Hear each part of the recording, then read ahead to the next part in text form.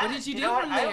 I was wondering. I was listening to your podcast, like the other episodes, and you mentioned that CD. Was that my CD you were talking about? Yes. Oh yeah, man, that's awesome. Like, I guess this. I guess it could start as early as 2000. Like, I've been an anime fan since maybe '96, and I'm proud to say that my first anime ever was Sailor Moon. And I would talk about, believe it or not, and Otaku. I would.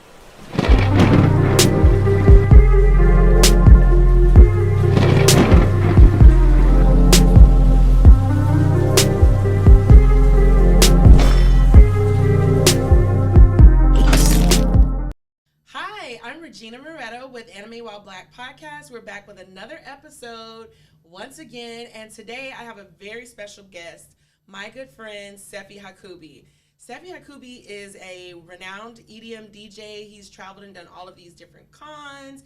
He's a personality. He's a cosplayer, rave promoter, just everything. And I just want to bring forward that he was my little troupe when we were stationed together in Hawaii. So I'm really excited to have him here today because he's really well known just in the anime community. He's worked with several voice actors, several of your favorite voice actors. And we're just going to, get into it. Go ahead, Sephi. Hi. Thank you, Regina Onesan. Oh, man. I'm so glad. You know what? The feeling is still very, surreal, how we come full circle. Because it's been about over a decade. It really has. It really has. Yeah, I left I left Hawaii in 2008. And I moved to Florida for about a couple of years. And where I was at over there, they try to make me forget about Hawaii. There's no way I can ever forget about Hawaii. Yeah, there's no way. No. But yeah, it's just really cool because now that we're at these different points in our career, it's we started off in the Air Force together, and now we're coming back together in the anime community. It's very surreal. This is kind of weird.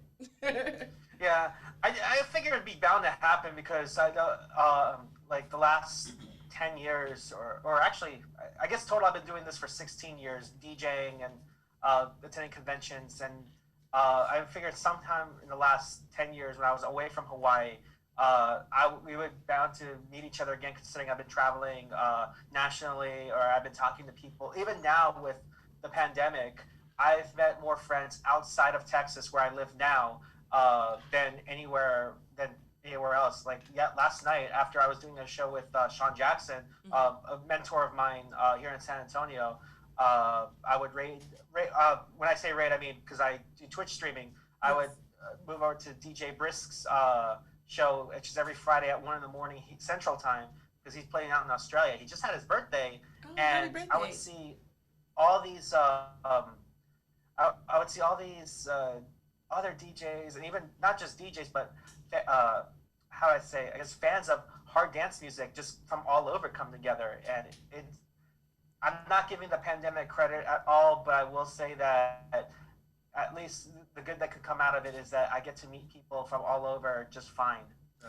You know what? I agree because with the pandemic, it's kind of made certain people that were not untouchable, but kind of inaccessible, more reachable. The voice actors for sure. I've been reaching out to some of these different anime voice actors to get them on board for Anime While Black podcast, and it's just been surreal when there's no way that I would have been able to get their attention before COVID. So I mean, it sucks, but it's kind of good, and it helped us to, as creatives, change our dynamic and how we work and how we, how we create and how we reach out and create content. So tell me more about the whole EDM spectrum and you maintaining your career there. I know we were supposed to talk about Hickam some more, but let's just really jump into that. I remember when we were stationed in Hawaii together, and you were this young, bright-eyed and bushy-tailed airman that was I'm gonna be a DJ and I'm gonna be the best DJ ever, and and you had your music, you literally had your playlist and was here, listen to this, and you made me that that playlist CD, with all the CD with all the Inuyasha intros, outros, and other mixes, and I was just wow, he's actually good at it. What did you do from there? I was wondering. I was listening to your podcast, like the other episodes, and you mentioned that CD. Was that my CD you were talking about? Yes. Like oh yeah, man, that's awesome. Like, I guess this.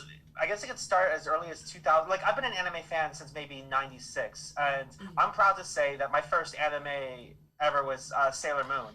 And I would talk about, believe it or not, and Otaku. I would talk. So I would talk about. I would do panels at conventions called the Attitude Era of Anime, which is for those of my wrestling fans out there. Attitude Era is like back in the late '90s with where wrestling was great. With The Rock, Triple H, Stone Cold. Like now it's like whatever. But anime in the '90s, there was a certain like aesthetic to it, like it just made it more like appealing. Now, don't get me wrong. I love anime regardless. It's just now there's so much of it, and there's like a shine to it now. It's like everything's all moe.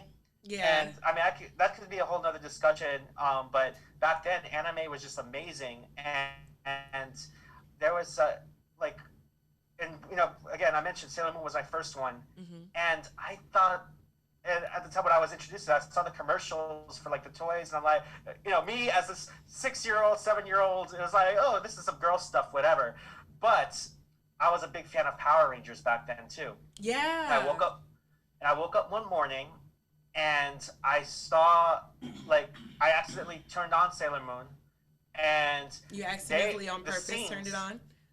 The scenes were like almost like Power Rangers. I was like, hey, wait a minute, this is actually pretty cool. And I would watch more and more, and then I was hooked in the story. And then Ronin Warriors came out, which and I thought that was like the best anime of all time. And that was it. And then of course Dragon Ball Z. I was in love with those. And then Toonami came out, and then just everything. Yeah, that's how I got into it.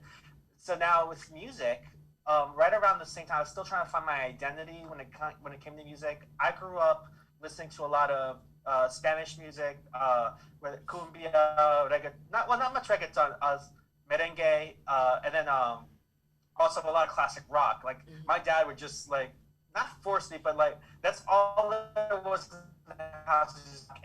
I've learned to appreciate classic rock a little bit more now, but as a kid, it was like, oh, I'm done with this dinosaur music, whatever, and because nobody else in my peer group was listening to it really, and I was still trying to find my way. Like I got into hip hop back then. Then I got into metal, alternative punk, and they were fun. But I was like, I never felt like it was me. And then one day, January 1st, 2001, a radio station came out of nowhere called Party 93.1. It's a radio station in South Florida, and they were playing some really lovely dance music, like in anime, like especially like even though I know it's like English versions of the music. That they would put in Sailor Moon or whatever. It's not the original Japanese, but they like the way they play those soundtracks. Yeah. Because like they sounded really nice and uplifting, and the music I was listening on Party was very uplifting and progressive, and I would just keep listening more and more, and that's how I discovered trance and house, and most of my friends that watch anime listen to that, and that's how I established the correlation with anime and dance music. Further punctuating it in Hawaii, KawaiiCon 2006. Yeah. I didn't attend this. I found out too late. I attended KawaiiCon, but I didn't attend this one event. I left early, and remember Anthony Bilo? Yeah, I remember Bilo. He was there with me, and he stuck around, and he took photos of a rave that was happening in the con, and I'm like, wait a minute, anime conventions have raves? And I'm like, yeah. I was like, now I know what I want to do for the rest of my life, and it's practically being what I call very defining moment. An anime EDM DJ. That's pretty much how I got that correlation, and ever since then I've been working in DJing conventions, doing anime events outside of conventions, and now I'm working hard to produce music. I haven't been much of a producer as much as I would like. I'm spending more time making events, but now, and my wife makes sure to keep me on track.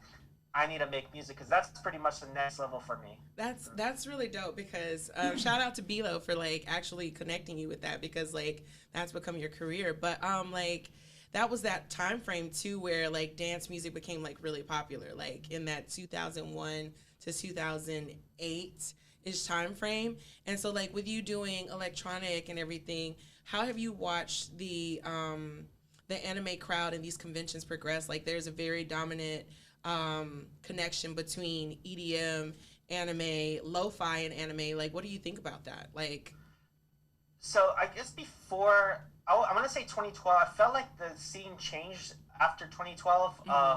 But before 2012, again, a lot of music was very uplifting. I mean, if you've heard trance music, just the way like they play like the certain synths, and it always touches the heart.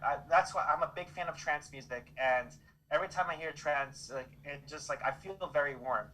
There's also a very fast like this is I mean this is pretty much from my own experience and opinion, but like people grow up different ways. But I've grown up where I call it the real rave, but this is just like the rave that I've always imagined would be hard dance or hardcore, which is very fast, 170 BPMs, and a lot of happy and candy music. Like when I first got introduced to actual raves, it was like the Candy Kids with the fat pants, and whether it be Trips or Jinkos or the candy bracelets, and everyone was just like getting along with each other. So tell me more about that aesthetic. Like, not to cut you off, but like the Candy Kids, like for our viewers that don't know what that is, can you like tell them a little bit more about what that like subculture group is like? Yeah, so they're pretty much part of it's fashion, and part of it is like just I guess a behavior in a way. Like they again, as I mentioned, they usually wear fat pads or shirts that are colorful or have like a logo or something that it may be a little obscure but might mean something. Or someone could wear like a 7-Up logo with it's like yellow shirt with 7-Up in the front, and candy are bracelets that I don't have them around me right now, but they're bracelets that are colorful beads. Okay, like I've seen that. Okay, I was just making sure. Yeah. And they have like words on them, but most of them, they're very wonderful. They believe in the practice of peace, love, unity, and respect, which is like the rave code that Frankie Bones, I guess I introduced with this one statement when people weren't getting along. It's like, if you don't show me peace, love, and unity right now, I forgot what he was gonna do. But after that, and then add respect to it, and everyone just getting along. Like, there's times, and I'm sure there are people out there that might feel sympathize. There's times where like we are in bad places, or there's people that just are like kind of set our moods very dark, and we have to get away from that. And I've always felt raves were places. Now you have to be sure that they're safe raves. Like, of course, there's the whole stereotype with all that stuff, with the drugs and all that stuff, which doesn't happen in my raves. But like, I know with my raves and raves that I go to, I always feel safe, and the important thing is to make sure to feel safe. That was at least back before 2012.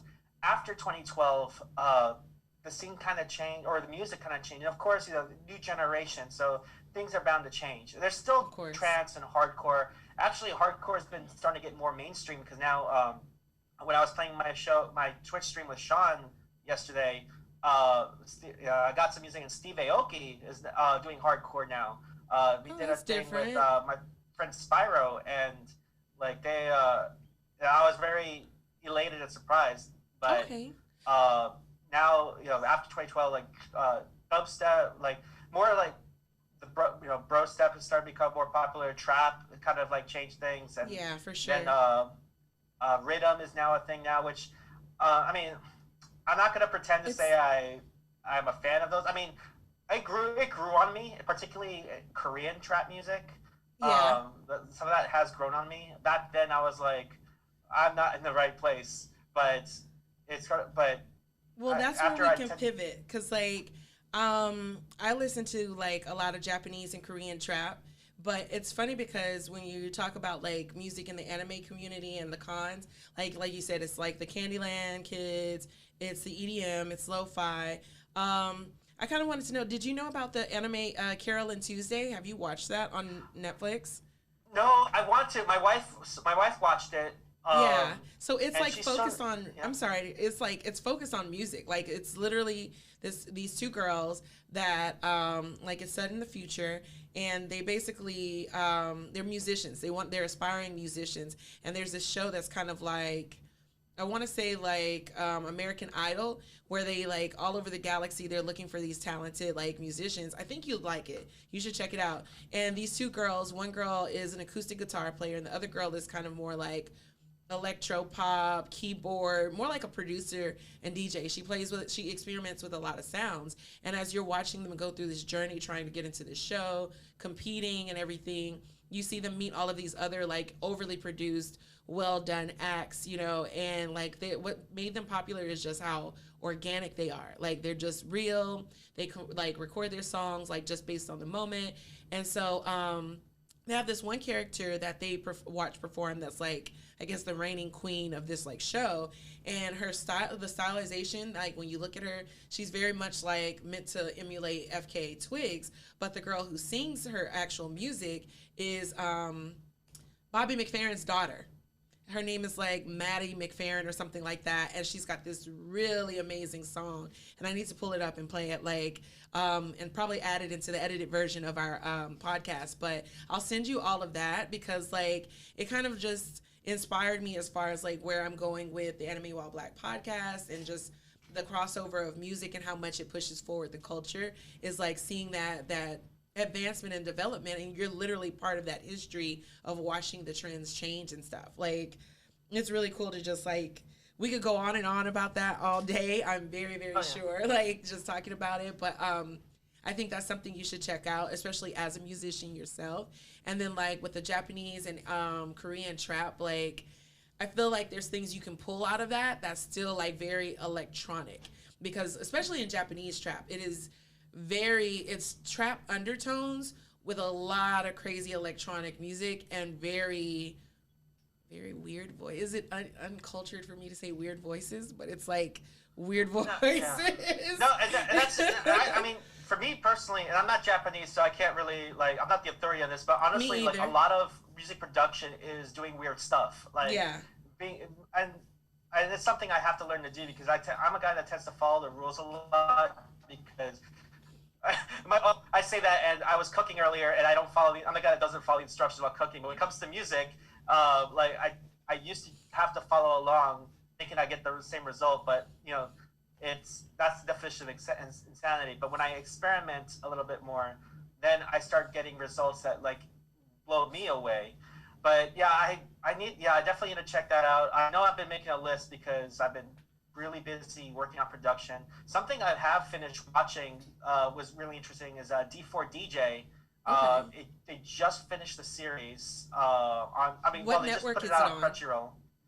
Oh, And Crunchyroll. Okay. it's about these girls that are just one of them's already a DJ. She does but she was like on her own doing drum and bass or whatever. And then another girl who saw that she was DJing, she was all up about it. She wants to learn how to do it. And then they figured it out, and then they start bringing a crew. They try to form their own crew by bringing an actual composer and then a VJ and graphic designer, and then they form this group Happy Around, and they play against other crews, and you get to learn the dynamics between all their friends.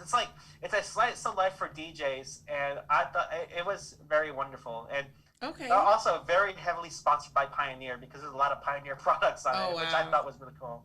Okay, and so that's on Crunchyroll. What was the name of that anime again?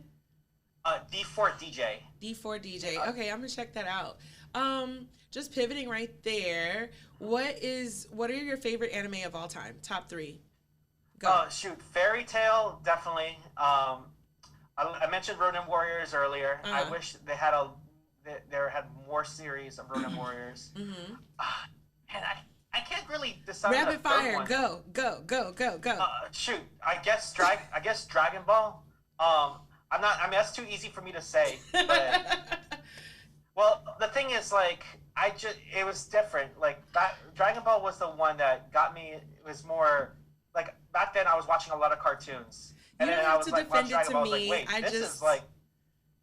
Dragon Ball slander will come from my mouth all day long, and I don't want that kind of attention on my page.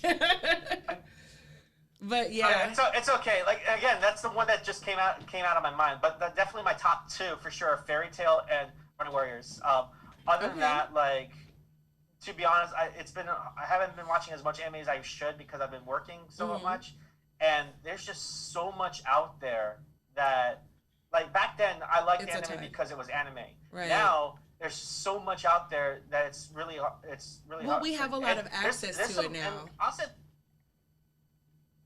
yeah, and I'll say there's probably some better stuff out there. Like, and I'm talking about series. I mean, as far as if I can mention films, I mean, I really love Project Echo. I loved shoot. There's just so many.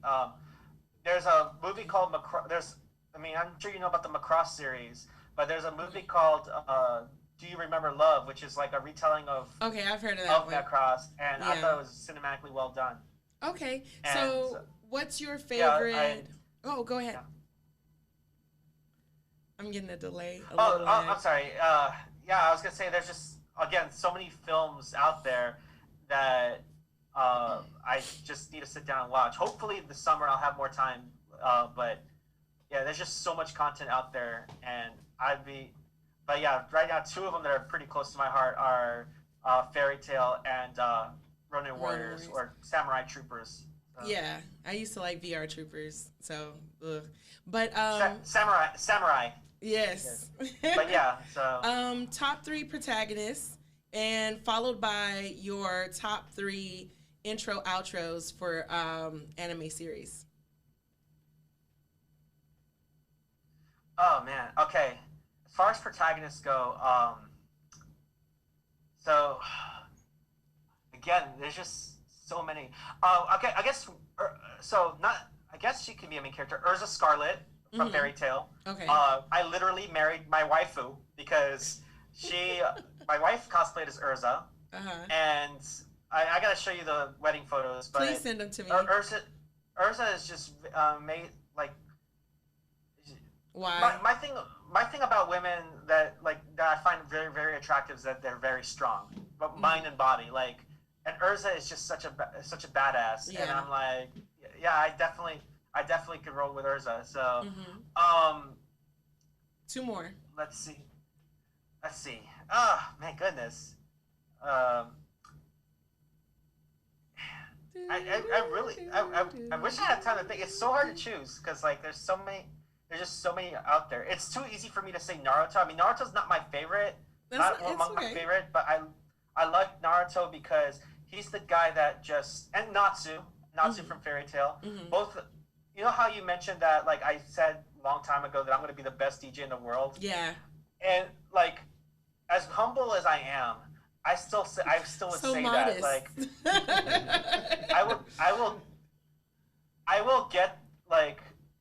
Even I know that there's probably gonna be challenges and it may or may not be realistic, but I'll find that out when I get to it. That's how I. We literally talked about these same tropes on the Nerd Alternative. I'm featured on their podcast. We just recorded. Was it yesterday or the day before? But we talked about these exact same tropes, and like I definitely see you, Sephi, as falling into like the Naruto character. You're definitely Naruto, you're Deku, you're Ash from Pokemon. You're like the underdog character that your determination is just like overwhelming. Like it's like, I don't care how many times I'm going to get beat into the ground.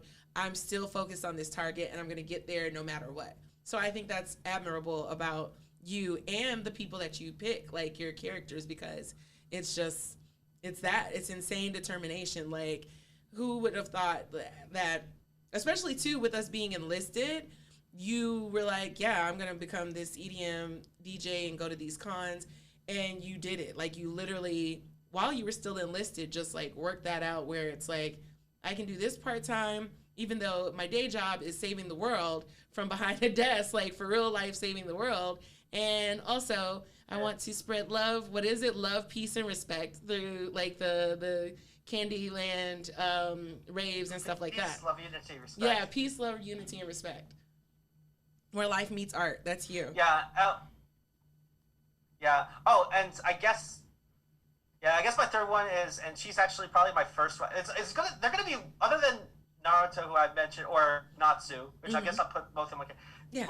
I think I like waifus a lot, and my first one ever probably is Mizuno Ami from Sailor Moon, Amy. Yeah. And because she's not the typical girl, she's again, girls that are like super smart and super strong, and she was brilliant. Like, and I respect that a lot. And she's still her voice, like both of her voices, Japanese and all the English. I haven't heard her voice from the new voice from L.A., the one where they re-released it. Yes. But the English voice that I grew up, both the English voices that I grew up to, they're both very warm, and I was like, oh, like I could give her a hug and just like I would feel very safe. And again, I think I respected her a lot. But that's pretty much.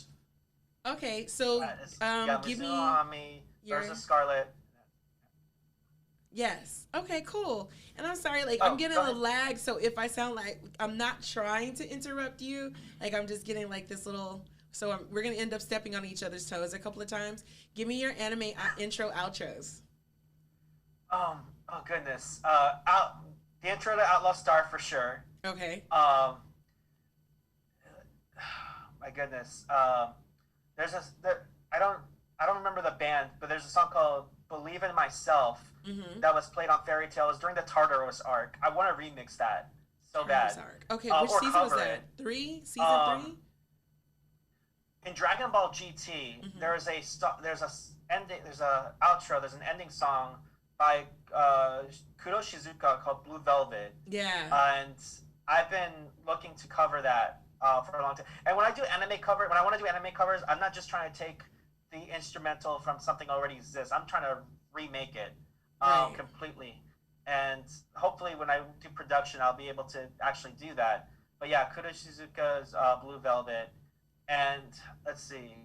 A lot of Inuyasha intros and outros are great, like Change the World.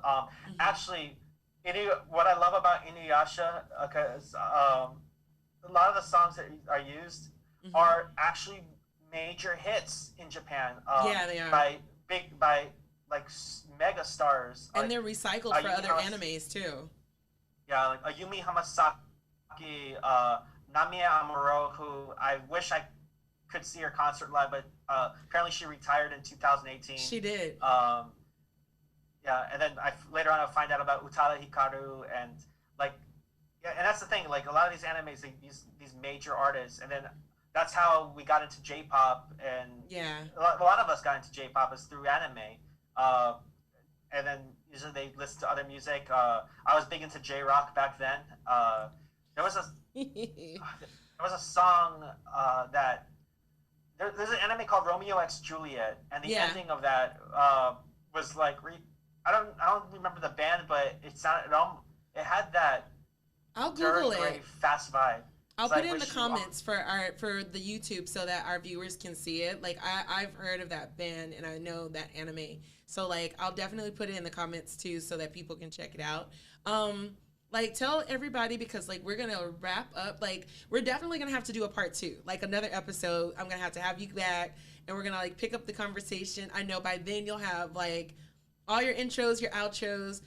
Hopefully you'll be less busy, so you'll have been able to watch some new anime by then that we can talk about, because I know it's going to be bananas when we like start talking about anime together and like start analyzing and breaking it apart and talking about everything, the dynamics, the character.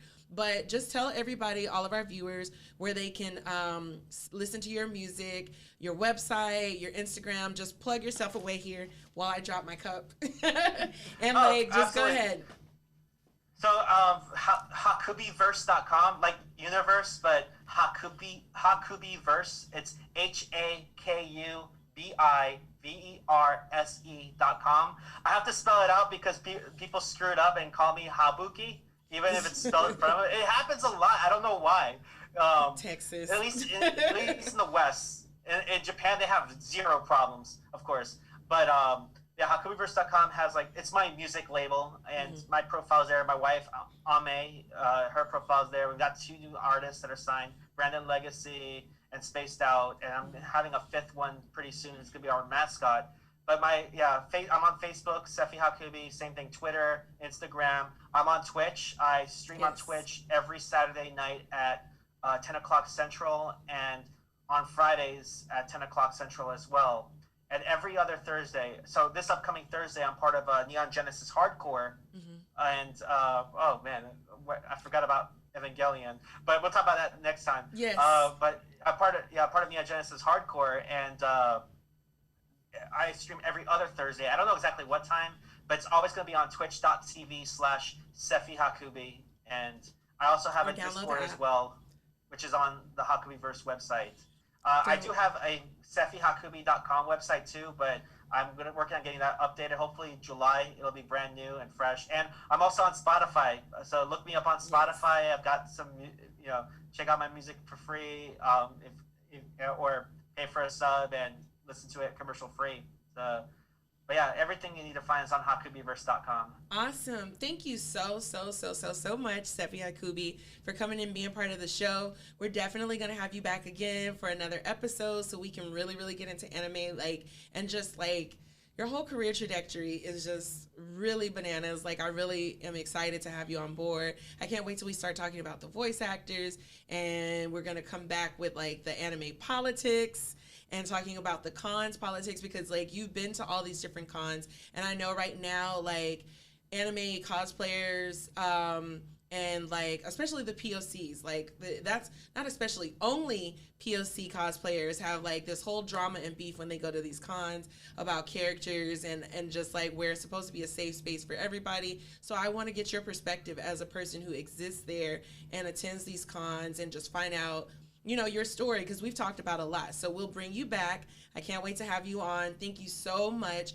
I'll put everything in the comments. Thank you guys for tuning in to another episode of Anime While Black Podcast. Thank you, Sephi, and good night. All right, bless. It's been a pleasure. Thank you.